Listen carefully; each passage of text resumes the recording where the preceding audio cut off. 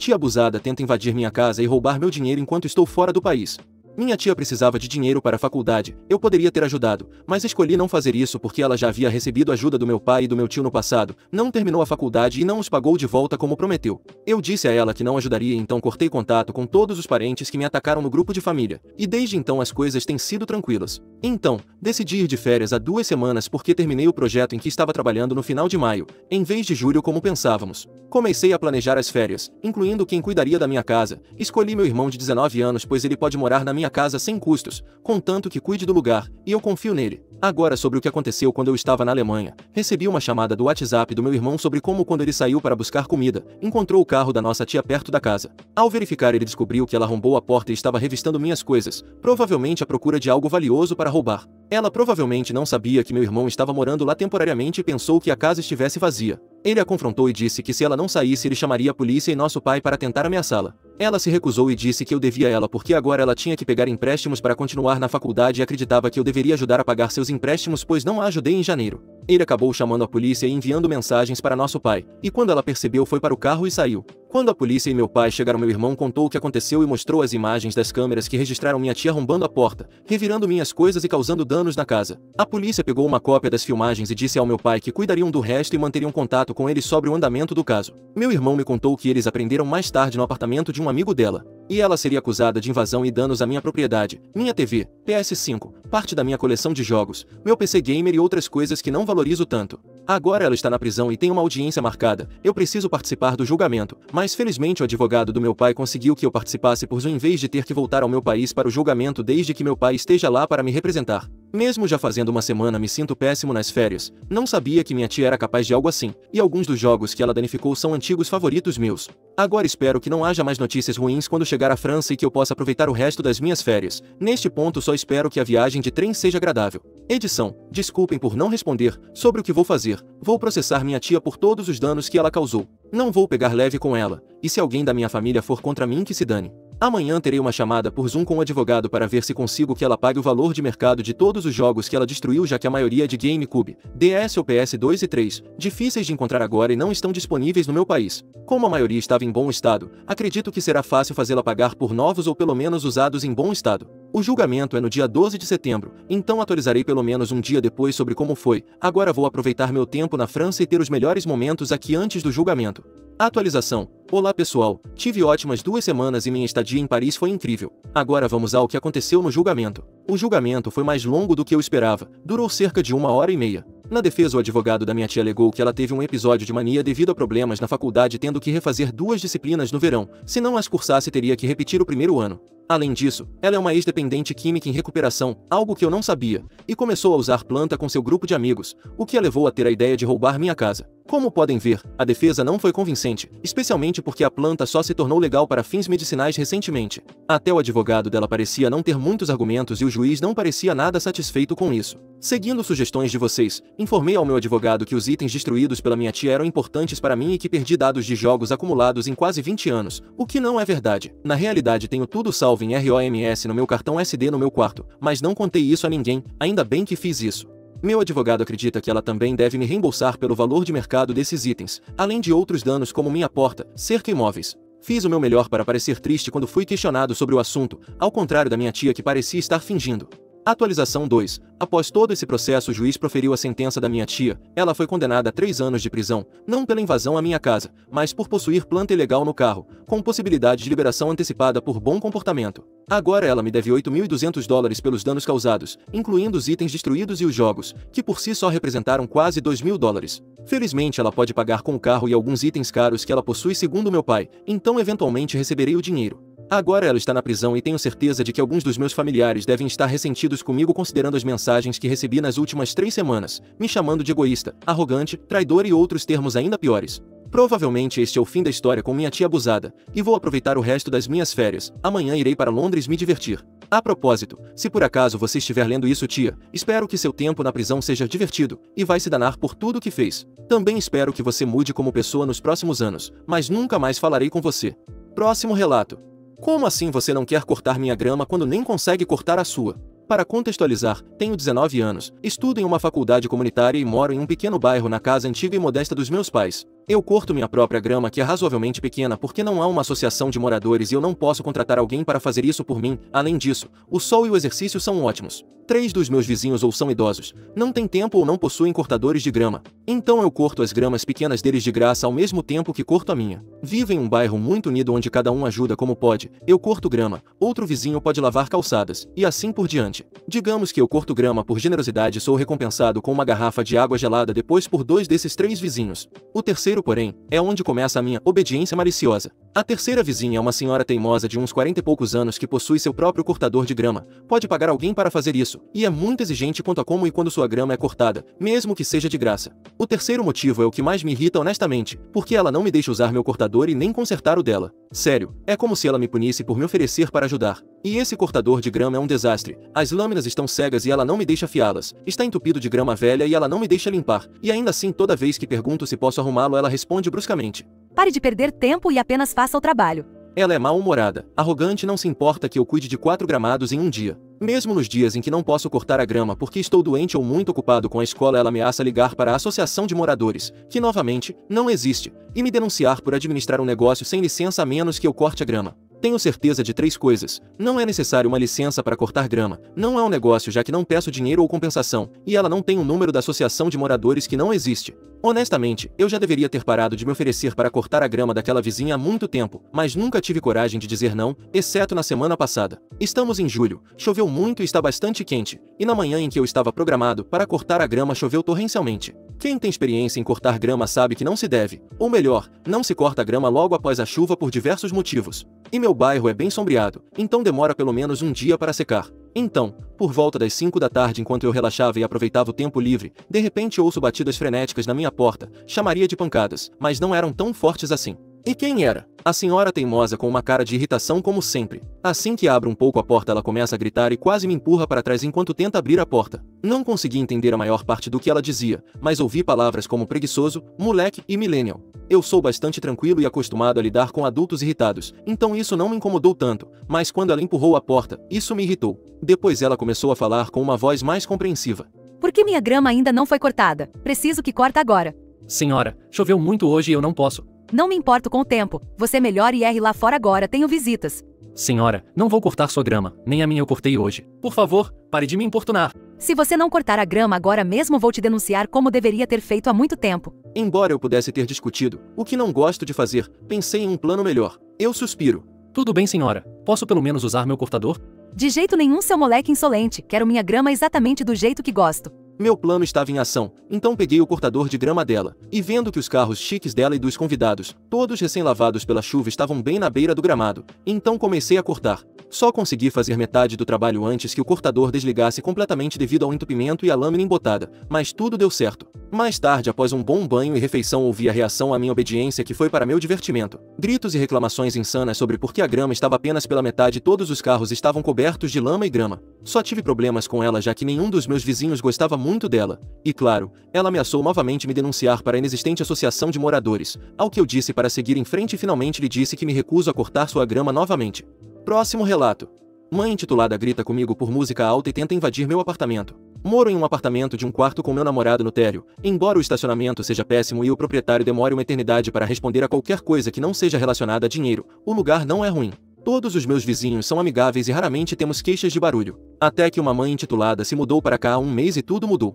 Perdi meu emprego por causa da Covid, então estou em casa procurando por outro. E essa mulher tem 2 filhos pequenos, acredito que com menos de 10 anos, que ainda não estão na escola, então ouço tudo. As paredes aqui não são grossas e ela mora no andar de cima. Ela e o pai das crianças são bem desleixados, ambos obesos com cabelos oleosos e bagunçados, e sempre vestindo camisetas de anime. O carro deles, branco e quadrado, é coberto de adesivos de anime e certas garotas em desenhos, e eles colocam música de anime quase 24/7, misturada com barulhos de crianças. Isso só acontece nos fins de semana. Durante a semana a mãe coloca Teletubbies o dia todo e são sempre os mesmos 2 episódios. De tanto que ela repete acabei decorando, é torturante. As pessoas já reclamaram, mas o proprietário nunca responde a menos que seja sobre dinheiro. Então não tivemos ajuda nesse aspecto. Ela também deixa as crianças correrem pelas varandas da frente das pessoas e fazerem o que quiserem. Todos têm uma pequena varanda com grade e há uma regra não dita de não entrar na varanda alheia a menos que se queira conversar com a pessoa do apartamento. A mãe não se importa, deixa os filhos correrem por todo lado, na rua, pelas escadas e nas varandas alheias quebrando coisas. As pessoas já reclamaram, mas ela ignora dizendo: Fico com eles o dia todo. Isso os cansa para que eu possa ter um pouco de paz, ajude uma mãe pobre. Ignorando o fato de que uma mulher tem 5 filhos e ainda assim os mantém sob controle. Agora sobre a noite do último domingo, eu e meu namorado estávamos jogando Super Smash Bros. Bêbados, nos divertindo muito, rindo e fazendo barulho como tolos. Sim, ficamos um pouco altos, mas pensamos que a música de Naruto da mãe abafaria nosso barulho. Em uma partida cometi um erro e caí do palco morrendo no jogo e gritei de frustração. Em seguida ouvimos o que parecia ser uma discussão no andar de cima e a música parou. Eu e meu namorado nos olhamos confusos, então ouvimos uma batida na nossa porta. Levantei para atender enquanto meu namorado aproveitou para ir ao banheiro. O Taco Bell estava fazendo efeito, e para minha surpresa, era a mãe. Esta foi a primeira vez que a vi pessoalmente e fiquei um pouco surpresa, e ela não parecia nada feliz. Sou conhecida por ser sarcástica apenas com amigos e família, mas estava um pouco bêbada quando isso aconteceu. Então atribuo a isso minha atitude um tanto mordaz. Me lembro de boa parte do ocorrido, mas obviamente não palavra por palavra. Oi, posso ajudar? Sim, você pode fazer menos barulho? Você está fazendo tanto ruído que está difícil para qualquer um de nós ouvir algo e está acordando meus filhos. Ah, desculpe, eu só pensei que com a música alta que você estava tocando isso não te incomodaria. Ela franze o senho com essa declaração e coloca as mãos em punho ao lado do corpo em uma postura exageradamente irritada e infla as bochechas. Todos os fãs de anime devem conhecer essa pose. Sim, ela realmente fez isso. Queria ter tirado uma foto. Sério? Você reclama da nossa música quando todo dia você toca aquele jazz horrível? Isso me confunde totalmente e eu a encaro com dita confusão. Ah, não se faça de desentendida. Você sempre toca aquela música horrível tão alto que nenhum dos meus filhos consegue dormir, então eu tenho que aumentar minha música para abafar a sua e eles poderem descansar. Eu a encaro tentando compreender até perceber que ela está falando do meu vizinho idoso que mora ao lado e toca seu jazz favorito nos fins de semana, mas nunca à noite, e não é nada alto. Só ouço porque as paredes são finas como papel, e moro bem ao lado, e mesmo assim é quase inaudível. Ah, acho que você está me confundindo com meu vizinho do lado. Ele é quem toca jazz, e mesmo assim nunca à noite. Talvez você devesse falar com ele amanhã? A mãe não gosta disso e bate o pé.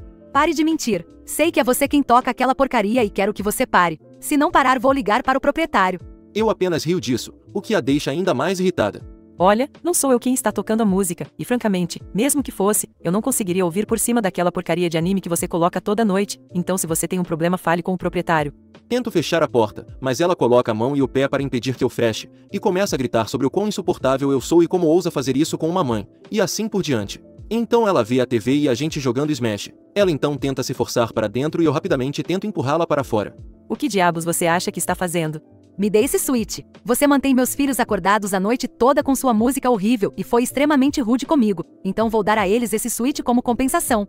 Finalmente meu namorado sai do banheiro, vê que estou lutando com ela para fechar a porta, corre para cá, grita para ela sair ou ele chamará a polícia e a empurra para trás para que possamos fechar e trancar a porta. Ela passa os próximos 10 minutos gritando e batendo na nossa porta antes de finalmente desistir e ir embora. Depois que meu vizinho jazzista sai e grita para ela ir embora, e ela finalmente vai. Eu e meu namorado ficamos perto da porta por uns bons 20 minutos antes de decidirmos que já era o suficiente para aquela noite e fomos dormir. Na manhã seguinte enviamos um e-mail para o proprietário e estamos esperando o melhor. Ela tem me dado olhares de morte desde então, mas raramente saio de casa, então é muito raro. Próximo relato. Karen dificulta minha vida por quase uma década, então eu a faço parecer uma tola. Quando saí de casa pela primeira vez para ir à universidade, meus pais assinaram como fiadores de um financiamento para um apartamento estilo condomínio em uma pequena cidade canadense. Isso foi há 20 anos e custou surpreendentes $52.000. Eles acharam que essa era uma escolha muito melhor e mais econômica do que tentar encontrar um apartamento e lidar com proprietários. Eu adorei a ideia e me mudei para minha nova casa. O prédio era quase inteiramente habitado por pessoas com mais de 65 anos, era pequeno e tinha apenas 24 unidades divididas em 2 partes. Eu morava em um apartamento no subsolo, era um lugar agradável, nada luxuoso, mas incrível para um estudante. Eu era um jovem de 19 anos, mas era tranquilo, me mantinha na minha e não fazia festas barulhentas. Eu me dava bem com a maioria dos meus vizinhos, os ajudava a mover coisas pesadas ou a carregar compras até o andar de cima. Eu estava muito ciente da diferença de idade e da imagem geral de um estudante universitário, então fiz questão de ser um cara legal para evitar conflitos. A única pessoa com quem eu nunca consegui me entender era minha vizinha do andar de cima. Para uma mulher de 70 anos que não devia pesar mais do que 45 kg, ela caminhava como um elefante. Ela colocava música gospel na TV no volume máximo às 5 horas da manhã aos domingos. Fazia comentários sobre aquele maldito garoto, sempre que algo estava fora do lugar. Ela chegou a me acusar de invadir seu carro e fez uma declaração à polícia dizendo que me viu fazer isso. Infelizmente para ela eu estava fora do país em um estágio na época, mas mesmo assim ela continuava sendo um incômodo. Eu tentei falar com ela sobre o problema da TV, e sua resposta foi garantir que não seria apenas aos domingos. Depois de alguns anos tentando diplomacia, ficou claro que nada do que eu fizesse melhoraria a situação. Outros moradores do prédio provavelmente sabiam que ela tinha algo contra mim, mas por que essa adorável senhorinha tentaria mentir e me fazer ser expulso do prédio pelo conselho do condomínio? Ela tentou pelo menos 11 vezes enquanto eu morei lá. 7 anos morando lá, eu estava no meu trabalho em um serviço de ambulância ao norte da cidade. Fui chamado para um tiroteio. Um homem disparou no vizinho por causa de uma disputa de terras. O vizinho sobreviveu. Mas claro que haveria uma investigação policial. Os oficiais investigadores me ligaram para pegar um depoimento e se ofereceram para ir até lá em vez de eu ter que viajar. Um deles era um policial com quem eu já tinha trabalhado bastante, então eu concordei. Marcamos um horário cerca de 1 hora depois de eu chegar em casa do trabalho. Eu estava saindo do banho quando eles tocaram o interfone para entrar no prédio. Eu disse: Entrem, estarei aí em um segundo. Apertei o botão para abrir a porta e rapidamente peguei uma calça e uma camisa. Ouvi eles entrarem e subirem as escadas. Enquanto tentava me vestir, ouvi eles baterem na porta da minha vizinha do andar de cima. Eles se apresentaram como sendo da divisão de crimes graves da RCMP e disseram que estavam procurando por mim. Que situação? Ela disse: Ah, ele mora no andar de baixo, o que querem com ele? Eles agradeceram e informaram que não podiam dizer pois era uma investigação ativa. Meu coração afundou, mas então tive uma ideia. Levou apenas cerca de 15 minutos para eu dar meu depoimento e eles seguiram o caminho deles, e então a diversão começou. Eu sabia que a fábrica de boatos começaria. Ela contaria a todos que ouvissem que a divisão de crimes graves estava me procurando e que eu devia ser algum tipo de criminoso. Decidi ver até onde isso iria. Logo comecei a receber olhares estranhos no corredor. Os vizinhos me evitavam, então eu sabia que ela estava falando. Acontece que, segundo ela, eu havia sido preso por roubo e sequestro e estava solto sob fiança. Descobri isso quando um dos meus vizinhos, que estava no conselho do condomínio, apareceu com uma carta exigindo uma explicação e ameaçando me expulsar. Eu perguntei do que se tratava e ele disse: Bem, Linda nos enviou uma carta sobre o que aconteceu e tivemos que fazer uma reunião de emergência do conselho porque as pessoas não se sentem seguras com você aqui. Eu disse que, de acordo com o regimento do conselho do condomínio, antes de qualquer ação ser tomada eu poderia solicitar uma reunião para revisar e apresentar minha defesa. Linda estava no conselho, então eu sabia que ela estaria lá. Eles marcaram uma data para uma semana depois, mas me advertiram que a situação não parecia boa para mim e que eu teria que dar muitas explicações. Chega o dia da reunião. Linda está sentada olhando para mim com arrogância enquanto os outros membros do conselho me lançam olhares reprovadores. O presidente do conselho pergunta o que tenho a dizer em minha defesa. Eu me levanto e distribuo calmamente uma carta com o cabeçalho da RCMP, assinada pelo superintendente regional, que diz: O Sr. Op não está sob suspeita de nenhum crime, passado ou presente, e não foi preso, detido ou interrogado como suspeito em qualquer assunto criminal. Suas funções como paramédico frequentemente exigem que ele faça declarações sobre investigações em andamento, e neste caso, os investigadores foram obter uma declaração sobre uma investigação em andamento na qual ele estava envolvido profissionalmente. Em nenhum momento os membros discutiram, divulgaram ou de alguma forma indicaram que ele tinha qualquer envolvimento em atos ilícitos. Estou profundamente entristecido pela necessidade desta carta e reabriremos uma investigação sobre um incidente anterior envolvendo declarações falsas feitas contra ele. Dava para perceber quando as pessoas liam e entendiam a carta. Os olhares reprovadores se desviaram de mim para Linda. Ela exclamou que devia ser uma falsificação pois ela me viu sendo levado algemado. Ela implorou para que acreditassem nela, não ajudou. Eu me levantei e me dirigi ao conselho detalhando os anos de abuso e assédio, incluindo a falsa acusação de arrombamento de um veículo. Informei ao conselho que, por orientação do meu advogado, eu não discutiria o assunto mais com nenhum membro do conselho, já que Linda, fazendo parte dele e usando sua posição para fins de assédio, expunha o conselho como um todo a litígios. E eu ainda estava avaliando minhas opções. No dia seguinte bateram à minha porta. O presidente do conselho me informou que Linda foi removida do conselho e que recebeu um aviso sobre sua conduta e que qualquer assédio adicional poderia resultar em procedimentos para removê-la do prédio. Ela também recebeu a visita da polícia com uma intimação por fornecer uma declaração falsa e obstruir um policial. Ela teve que comparecer ao tribunal. Ela se declarou culpada de ambas as acusações e recebeu uma sentença suspensa e a condição de não me assediar, ameaçar ou incomodar intencionalmente por 1 ano. Se ela cumprisse suas condições, receberia uma absolvição, o que significa que seria removido de seu registro, como se nunca tivesse acontecido. Eu me mudei para outra província antes de terminar o ano dela, mas por um breve período eu realmente consegui dormir até mais tarde nos domingos de manhã. Próximo relato. Aceitei o desafio de sair na hora. Ok, vou fazer isso.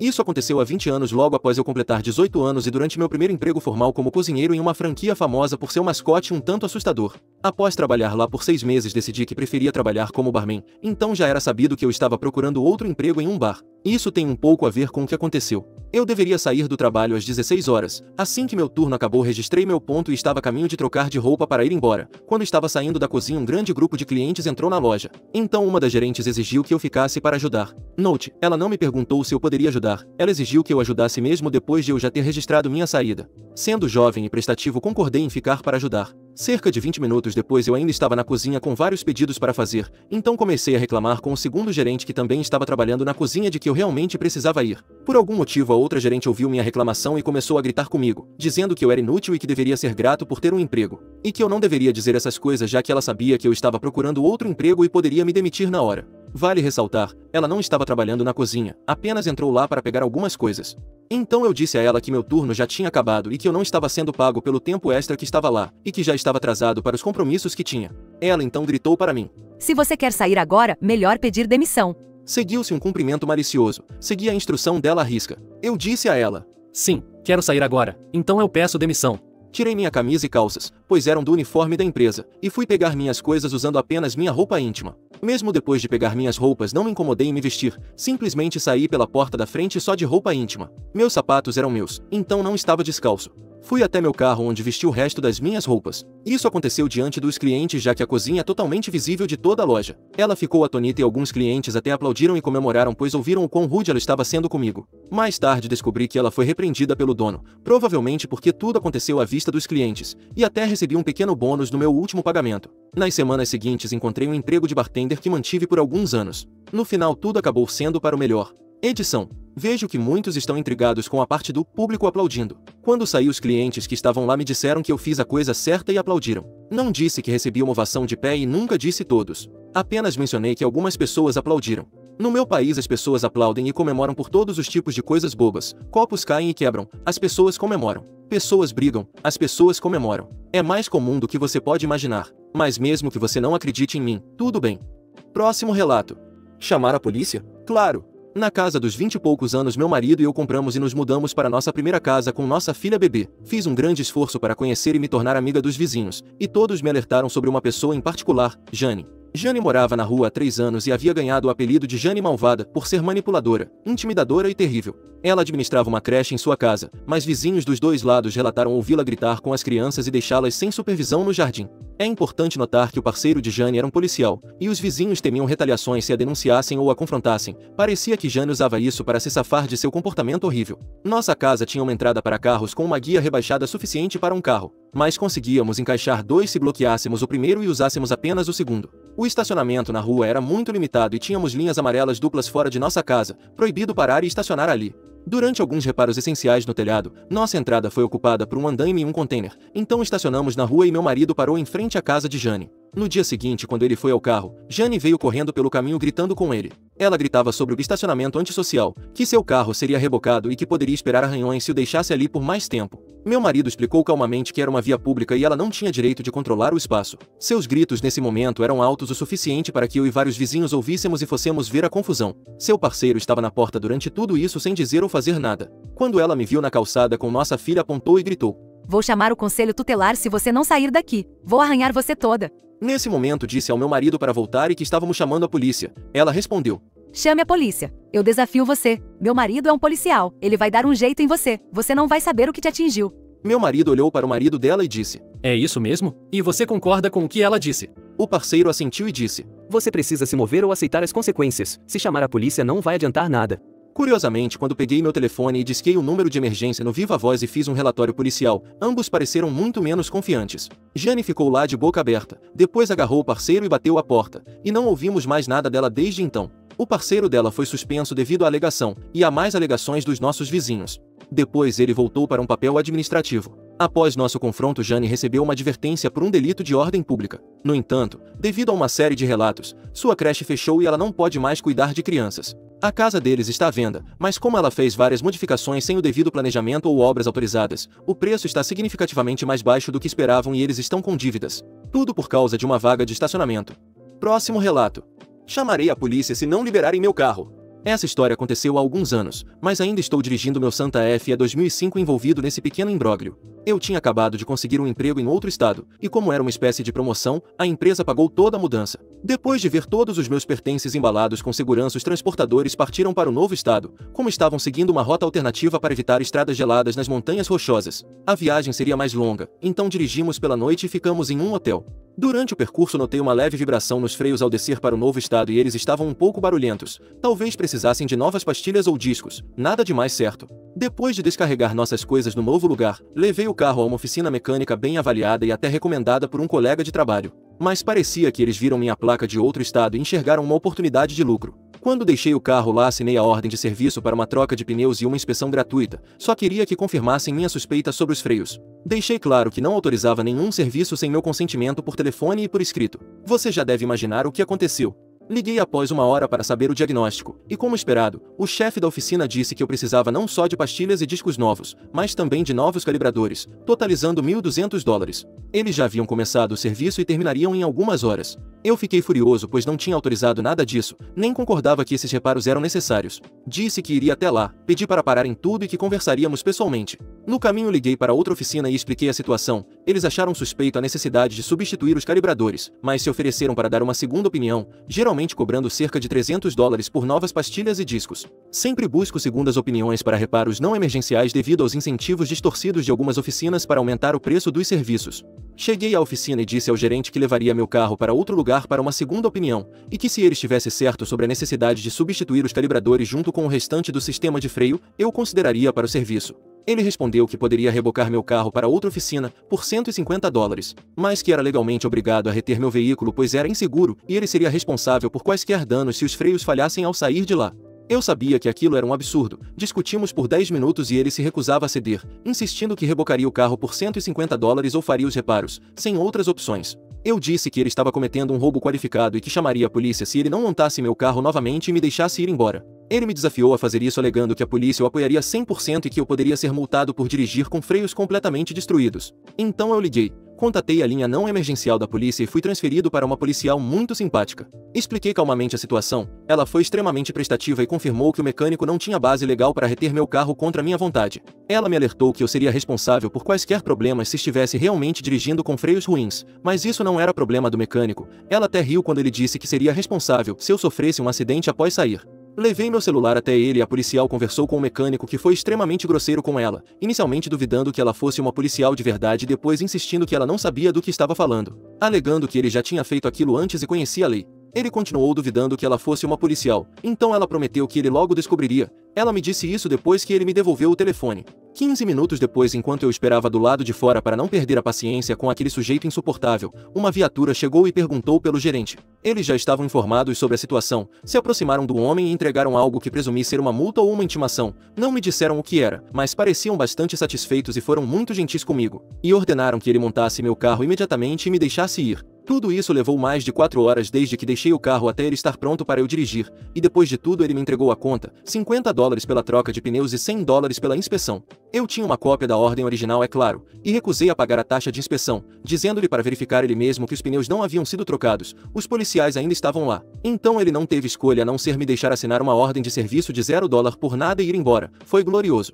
E claro, a outra oficina disse que só era necessário substituir as pastilhas e eles conseguiram usinar os discos de modo que não houve nenhuma vibração, tudo por $200. E encontrei um mecânico de confiança na nova área. Sério, quando encontro um mecânico ou dentista honesto, permaneço leal até eu morrer ou me mudar para muito longe. Próximo relato. Chamar a polícia por causa de lixo roubado? Com certeza. Isso aconteceu há alguns anos quando eu trabalhava em uma farmácia cujo nome não mencionarei. Alguns detalhes são nebulosos, mas vou resumir o melhor que posso. Na farmácia temos um guichê onde as pessoas podem comprar bilhetes de loteria, sacar seus prêmios, etc. Eu estava trabalhando no guichê quando entra uma mulher que poderia ser descrita como a típica Karen querendo verificar alguns bilhetes de loteria. Karen me entrega 2 bilhetes e eu os passo no leitor. Aparece na tela, prêmio já reclamado, o que significava que ela já havia levado esses bilhetes a outro lugar, recebido dinheiro e decidido ficar com os bilhetes premiados. Isso significava na melhor das hipóteses que ela confundiu seus bilhetes, na pior estava tentando aplicar um golpe, embora eu não soubesse porque ela achava que funcionaria. Senhora, o sistema mostra que você já sacou esses bilhetes, ou seja, já recebeu o prêmio. Coloco os bilhetes no balcão à frente dela.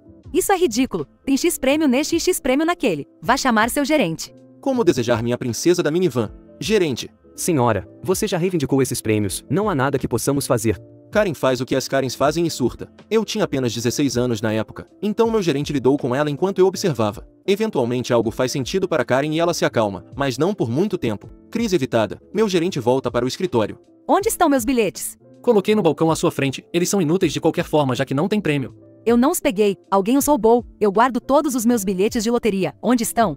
Eu digo dando uma olhada desconfiada. Não sei, vou verificar. Não encontro os bilhetes em lugar nenhum na minha estação. Informo a ela que está sem sorte, mas novamente, os bilhetes são inúteis. Karen diz voltando ao seu estado primitivo. Eu não os tenho, então claramente alguém os roubou. Chame a polícia agora ou eu chamarei. Dessa vez vou ao escritório do meu gerente e informo sobre a situação. Decidimos que se ela quer a polícia envolvida, tudo bem, vamos atender. Fazemos isso tanto porque se ela ligar, provavelmente dirá algo absurdo e viaturas chegarão preparadas para um assalto à mão armada, o que seria um enorme desperdício de recursos policiais. Quanto porque talvez seja um bom momento para Karen aprender o uso apropriado dos serviços de emergência. Ligo para a linha de emergência não urgente e peço para Karen esperar. Moramos em uma cidade tranquila, tipo subúrbio, então um único policial chega logo depois. Explico a situação ao policial destacando especificamente que ligamos pensando no melhor interesse da situação. Karen e o policial vão para a sala de descanso conversar. O que eu espero que tenha acontecido foi uma repreensão severa e um rápido diagnóstico de carenotite, seguido de algumas lágrimas de crocodilo e uma multa salgada. Infelizmente, como fui eu quem ligou, não acredito que isso tenha ocorrido, e como não consegui ouvir a conversa da minha estação, não posso dizer com certeza o que aconteceu lá dentro. No entanto, posso deduzir que não foi agradável, pois uma Karen vermelha com a bolsa caindo do ombro e andando apressadamente emergiu e foi direto para a saída sem fazer contato visual com ninguém. A satisfação de ver uma Karen resmungando levemente, lutando para encontrar seus óculos de sol no vazio cósmico de sua bolsa. O policial passa rapidamente para me dizer para não ligar por algo semelhante, embora eu pudesse dizer que não havia animosidade entre nós, tendo estado do mesmo lado na batalha eterna contra as Karens. Fim dos relatos. Se gostou das histórias, deixe seu like no vídeo e assista mais relatos clicando no vídeo que está aparecendo agora.